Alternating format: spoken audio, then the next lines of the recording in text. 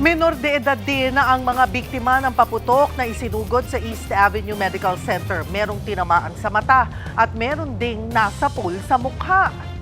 Live mula sa East Avenue Medical Center na sa frontline ng balitang yan, si Ian Suyo. Ian, gaano karami ang mga biktima ng paputok na isinugod dyan?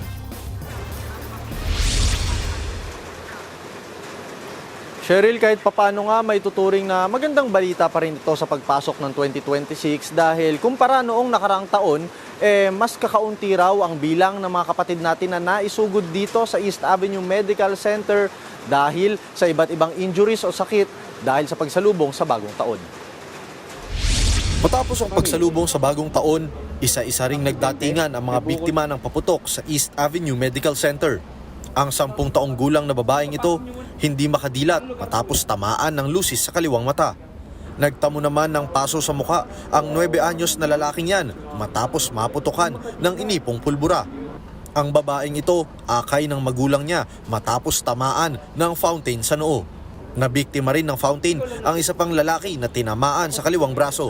Nanonood lang daw siya ng mga paputok sa kalsada nang mangyari ang insidente. As of 12:30 ng tanghali ngayong araw, umakyat na sa 21 ang bilang ng biktima ng paputok sa East Avenue Medical Center. Wala naman kaming nakita ng mga severe cases. So mga minor to moderate lang, which comparing to last year, meron kami mga severe cases ng mga fireworks-related injuries. Pero good news naman ngayon, wala. Bukod dyan, isinugod din sa ospital ang lalaking tinamaan ng bala sa kaliwang binti. Ayon sa PNP, sa pagsalubong ng bagong taon, may 4 na kaso na ng indiscriminate firing. Isa ang nasugatan at naaresto rin ang may sala. May 2 insidente rin ng stray bullet kung saan isa naman ang sugatan. Bukod dyan, binabantayan din ang bilang ng non-communicable diseases tulad ng stroke at asthma. Simula December 21 hanggang kaninang umaga, 86 na ang kaso ng stroke, habang 11 ang acute coronary syndrome at 8 kaso ng asthma. Ayon sa mga doktor, isa sa mga posibleng dahilan ng stroke ang unhealthy eating habits, lalo na ngayong kaliwat kanan ang handaan. Yung iba kasi, sinasabi nila na si-skip nila yung medications nila.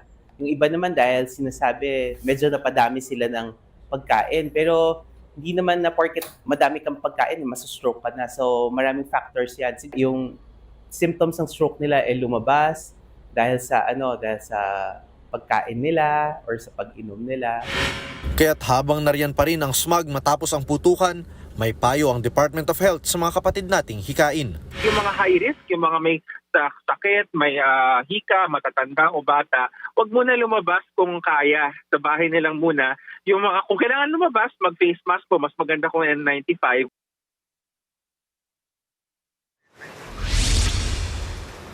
Cheryl, kahit nga mas kakaunti yung bilang ng mga nasugatan o isinugod sa ospital dito sa EAMC ngayong taon, patuloy pa rin daw yung high alert status ng pamunuan ng ospital dahil ine-expect pa rin daw nila na may mangilan-ngilan pa rin ng mga kapatid natin na posibleng dalhin dito hanggang sa January 5. Yan muna ang latest mula dito sa Quezon City.